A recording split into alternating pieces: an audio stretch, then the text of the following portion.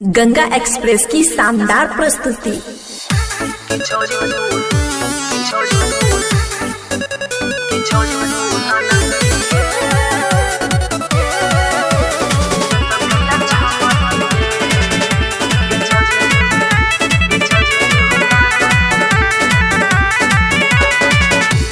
छोरी तू नानकी गे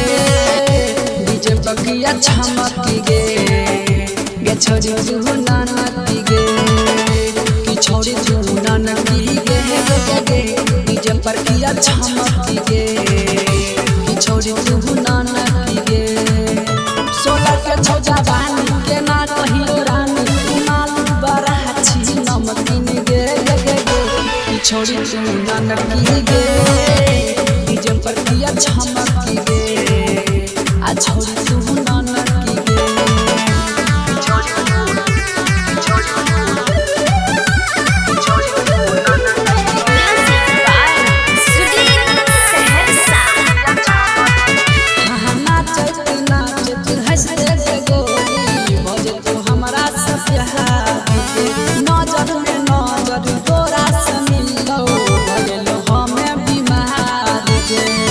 गंगा एक्सप्रेस की शानदार प्रस्तुति।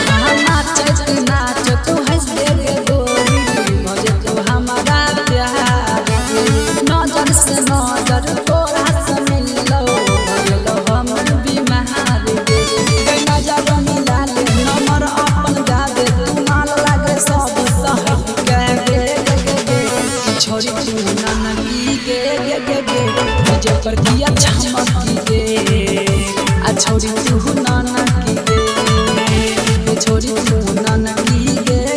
डीजे पर किया छमकी गे आ छोरी तू गजली गे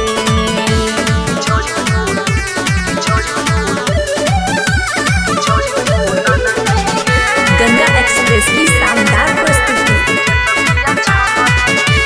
लाहे लाहे तू नाचे काहे करै छी तू गई बाबा बेकार में कांड कर देबो जान छी हम ओहिर बरा लाहे लाहे तू नाचे काहे करै छी तू गई बाबा बेकार में कांड कर देबो जान छी हम ओहिर बरा गयारी अकेला संग करतो देखेला मुकेश भूरानो महारह कनखी गे छोरी तू नानकी गे डीजे पर किया छमकी गे आ छोरी तू नानकी गे